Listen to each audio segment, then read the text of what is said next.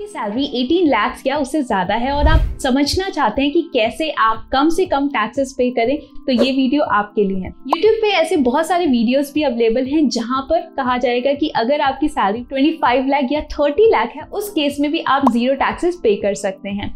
लेकिन जैसे ही आप हाईएस्ट टैक्स ब्रैकेट में आ जाते हैं तो कुछ एसेंशियल फैक्ट्स होते हैं टैक्स सेविंग से रिलेटेड, जो कि आपको पता रहे ताकि आप गलतियां करने से बच जाएं। नमस्कार, मैं हूं प्रिया, स्वागत है आपका इन्वेस्टिंग डन राइट में।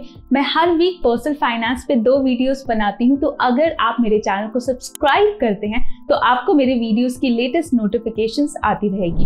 इस वीडियो को हम बेसिकली 3 पार्ट्स में डिवाइड करेंगे। फर्स्ट पार्ट में डिस्कस करेंगे कि अगर आप न्यू टैक्स रेजिम में फॉलो करते हैं उस केस में आपको कितने टैक्सेस पे करने पड़ेंगे।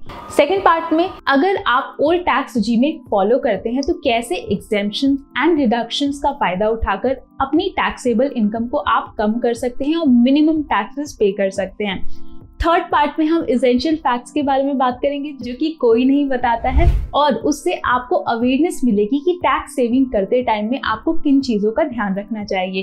वीडियो काफी इंटरेस्टिंग होने वाला है, तो एंड तक बने रहिएगा। सबसे पहले हम डिस्कस कर लेते हैं कि न्यू टैक्स रेजिम में कितने टैक्स स्लैब है। यहाँ पे बेसिकली 6 टैक्स स्लैब हैं। अप टू 3 लाख तो कोई टैक्सेस पे नहीं करने पड़ते। 3 to 6 के बीच में 5% आप पे करते हैं, 6 से 9 में 10%, 9 से 12 में 15%, 12 से 15 में 20%, और अगर आपकी सैलरी 15 लाख या उससे अबव है तो आपकी जो टैक्सेबल इनकम बनती है उस पे आप 30% टैक्सेस पे करते हैं। एक क्विक कैलकुलेशन करते हैं और ये पता लगाते हैं कि अगर आपकी gross total income 18 lakh rupees है, उस केस में आपको कितने टैक्सेस पे करने पड़ेंगे। न्यू टैक्स रेजिम में भी हमें 50,000 के स्टैंडर्ड डिडक्शन मिल जाता है, जो कि हम रिड्यूस कर लेते हैं। इसके अलावा हमें कोई एग्जेम्पशन एंड डिडक्शन नहीं मिलता है, तो हमारी टैक्सेबल इनकम बचाती है 17,50,000 रुपीज। अब हम टैक्स स्लैब के हिसाब से कैलकुलेट करते हैं कि कितने टैक्सेस पे करने पड़ेंगे, तो टोटल टैक्सेस बन जाते हैं 2,15,000 रुपीज प्लस 4% सेस, जो कि आपको पे करना ही पड़ेगा। अब ओल्ड टैक्स रेजिम में आपको कितने टैक्सेस पे करने पड़ेंगे ये भी डिस्कस कर लेते हैं। ओल्ड टैक्स रेजिम में बेसिकली 4 टैक्स स्लैब्स हैं। अप टू 2.5 लाख तो आपको कोई टैक्सेस नहीं पे करने पड़ते हैं। 2.5 से 5 लाख के बीच में 5%, 5 से 10 के बीच में 20%, और अगर आपकी सैलरी 10 लाख या उससे ज्यादा है तो उस केस में आपको 30% टैक्सेस पे करने पड़ते हैं। अब देखिए, इससे पहले कि हम एग्जेम्पशंस एंड डिडक्शंस को अपने इनकम में से माइनस करें, हम अपने सैलरी स्ट्रक्चर को समझ लेते हैं। हमारी सैलरी में बेसिक का कंपोनेंट होता है जो कि फुल्ली टैक्सेबल होता है, डीए अलाउंस भी फुल्ली टैक्सेबल होता है, एचआरए में एग्जेम्पशन मिल जाते हैं, एलटीए में भी हमें एग्जेम्पशन मिल जाता है, मोबाइल और इंटरनेट रीइंबर्समेंट ये एक्सपेंसेस की कैटेगरी में आता है और यहाँ पे भी हमें डिडक्शंस मिल जाते हैं। चिल्ड्रन एजुकेशन और हॉस्टल अलाउंस पे मिल जाता है। फूड अलाउंस के केस में अगर आप सोडेक्सो लेते हैं तो वो भी डिडक्शन की कैटेगरी में आ जाता है। इसके अलावा जो प्रोफेशनल टैक्स आप अपनी इनकम पे करते हैं वो भी डिडक्शंस की कैटेगरी में आ जाता है। आपकी जो सैलरी में से जब एग्जेम्पशंस माइनस करेंगे तो टैक्सेबल सैलरी इनकम बनेगा, उसमें से जब डिडक्शंस माइनस करेंगे तो बनता है नेट टैक्सेबल इनकम, जिस पर हम टैक्सेस कैलकुलेट करते हैं। अब डिस्कस कर लेते हैं कि अगर आप ओल्ड टैक्स रेजिम में कोई भी एग्जेम्पशन एंड डिडक्शंस क्लेम नहीं करते हैं तो आपको कितने टैक्सेस पे करने पड़ेंगे। तो टोटल टैक्सेस बन जाते हैं 3,37,500 रुपीज।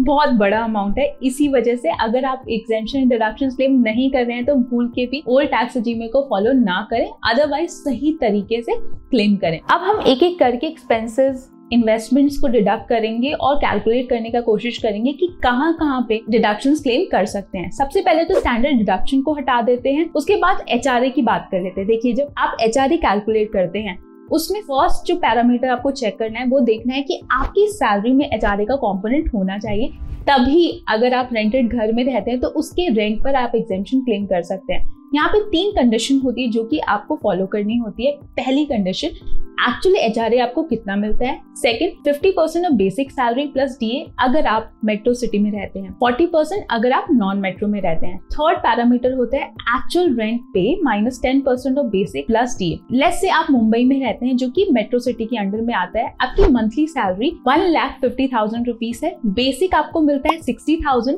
डीए मिलता है 20,000, एचआरए आपको मिलता है 30,000 पर मंथ।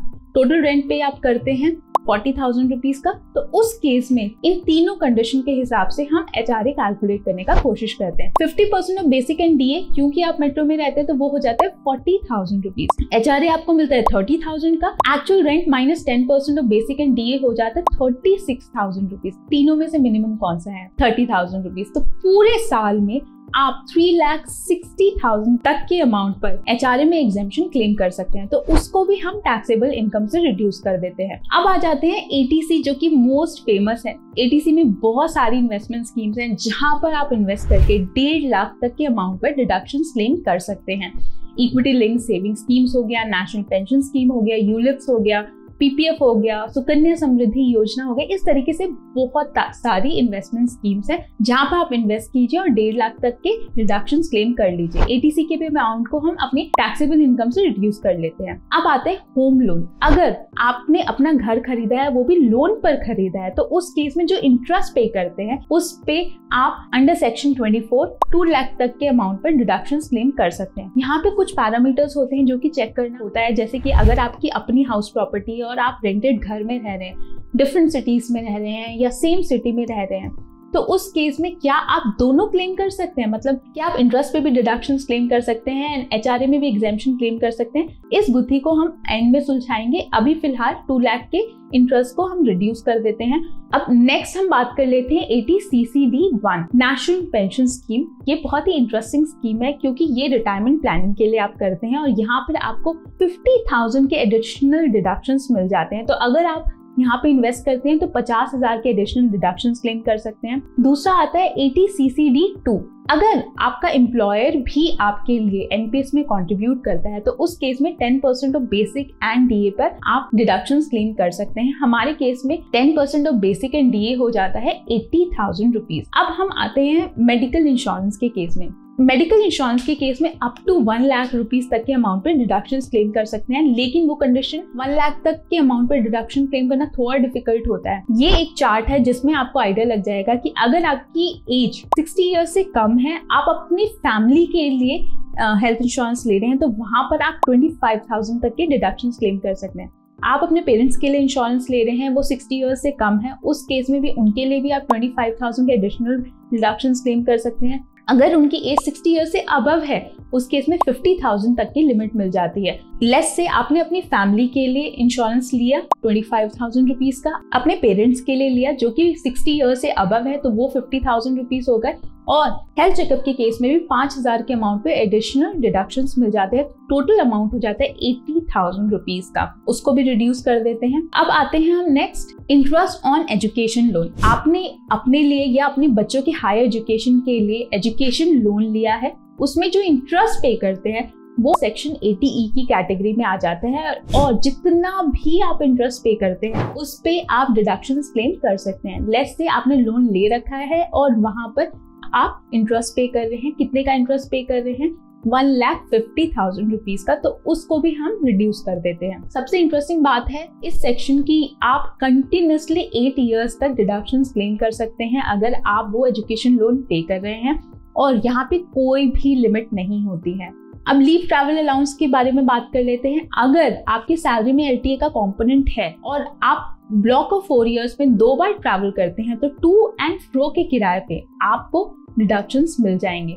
हम अपने केस में मान के चलते हैं कि आप 30,000 रुपीज के डिडक्शंस क्लेम कर रहे हैं। फिर आ जाते हैं सेविंग अकाउंट में, अगर आपको इंटरेस्ट मिलता है तो वहां पर भी 10,000 तक के अमाउंट पर आपको अंडर सेक्शन 80 TTA डिडक्शंस मिल जाते हैं। ये पूरे डिडक्शंस को अपनी टैक्सेबल इनकम से रिड्यूस करने के बाद बनते हैं 6,40,000 रुपीज। देखिए, हमने यहाँ पर कोशिश की है मैक्सिमम डिडक्शंस क्लेम करने की, तब भी जाकर हम अपनी टैक्सेबल इनकम को 6,40,000 तक ला पाए। उस पे आपको कितने टैक्सेस पे करने पड़ेंगे? 40,500 रुपीज। मतलब यहाँ पर हमने एक आइडियल सिचुएशन की बात की है जहाँ पर आप एक अच्छा खासा HRA का अमाउंट पे एग्जेम्पशन क्लेम कर रहे हैं, आप LTA भी क्लेम कर रहे हैं, आप हायर एजुकेशन के लिए भी क्लेम कर रहे हैं, आपने होम लोन भी ले रखा है, उसके इंटरेस्ट पे भी आप डिडक्शन क्लेम कर रहे हैं। इसके अलावा आपका एम्प्लॉयर भी NPS में इन्वेस्ट कर रहा है, आप भी NPS में इन्वेस्ट कर रहे हैं, ATC की लिमिट भी आपने पूरी कंज्यूम कर लिया, तब जाकर आपकी टैक्सेबल इनकम इतनी हुई और आपको इतने टैक्सेस पे करने पड़े। तो ये समझना बहुत जरूरी है कि जैसे ही आप हाई टैक्स ब्रैकेट में आते हैं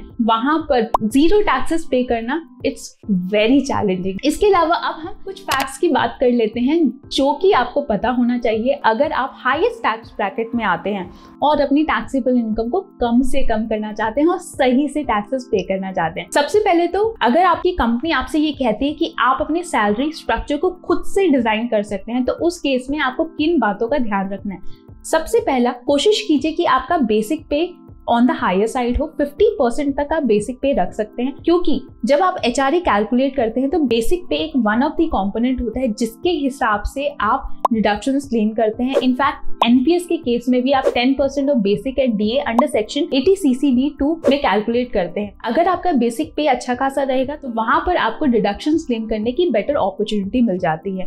कोशिश कीजिए कि HRA का कंपोनेंट ऐड करें ताकि HRA में एग्जेम्पशन दे सके। LTA का कंपोनेंट डालें, वो अलाउंस में आ जाएगा। अगर LTA का कंपोनेंट है तो LTA में भी आप एग्जेम्पशंस ले सकते हैं। इसके अलावा एक्सपेंसेस की कैटेगरी ऐड कीजिए, सोडेक्सो वाली फूड अलाउंस की कैटेगरी ऐड कीजिए। इस तरीके से करके आप अपने सैलरी स्ट्रक्चर को डिजाइन कर सकते हैं और अपनी टैक्सेबल इनकम को with exemptions and deductions reduce कर सकते हैं। दूसरा आता है कि can you really claim high deductions under HRA।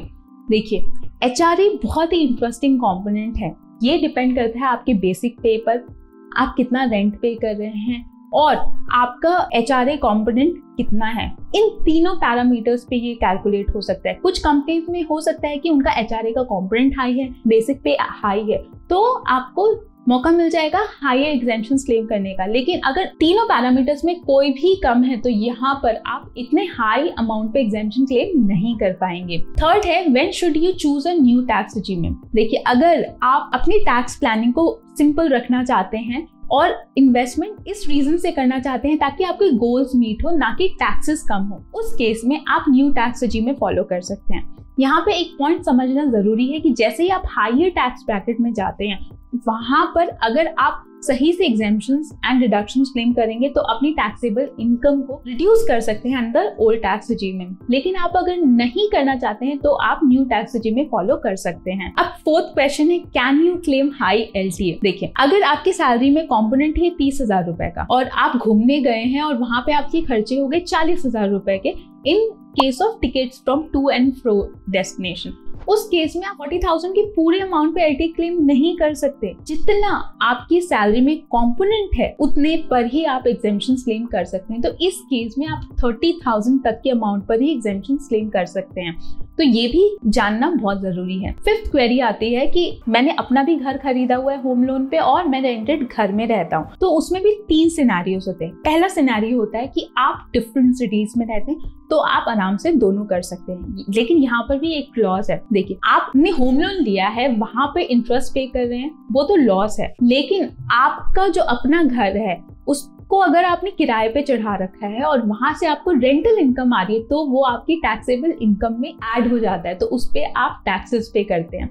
दूसरा सिनेरियो होता है, आप सेम सिटी में रेंटेड घर में रहते हैं और अपना भी घर है, तो उस केस में आप किन कंडीशंस में दोनों पर ही एग्जेम्पशंस एंड डिडक्शंस क्लेम कर सकते हैं। अगर आप प्रूव कर सकते हैं कि आपका ऑफिस काफी दूर है आपके अपने घर से, दूसरा अगर आप प्रूव कर सकते हैं आपके बच्चों का स्कूल काफी दूर है, और तीसरा वो जो अपना घर है वो काफी छोटा हो गया है, आपको बड़े स्पेस की रिक्वायरमेंट है, इस वजह से आप रेंटेड अकोमोडेशन में रह रहे हैं, आप अपने घर में नहीं रह रहे हैं, तो आप दोनों पर ही एग्जेम्पशंस एंड डिडक्शंस क्लेम कर सकते हैं। थर्ड कंडीशन, अगर आप अपने पेरेंट्स के साथ में रहते हैं तो उस कंडीशन में आप कैसे HRA में एग्जेम्पशन क्लेम कर सकते हैं। आराम से कर सकते हैं, बस आपको इतना करना होगा कि आपको उनके साथ एक रेंटल एग्रीमेंट में एंटर करना होगा और आप जो अमाउंट उनको ट्रांसफर करते हैं उनको एज अ रेंट रिसिप्ट आप दिखा सकते हैं। इसके अलावा आपके पेरेंट्स को भी वो रेंटल इनकम अपनी ITR फाइलिंग में दिखानी होगी।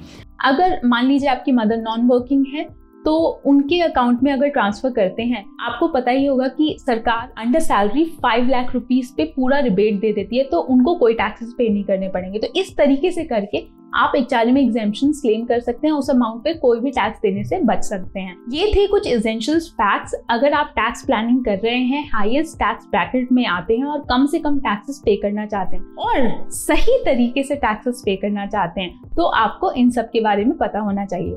आशा करती हूँ ये वीडियो हेल्पफुल रहा होगा।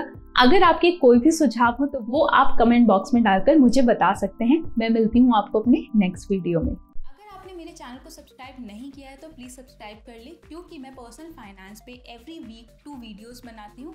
अगर आप सब्सक्राइब करेंगे तो आपको मेरे नए वीडियोस की लेटेस्ट नोटिफिकेशन आती रहेगी।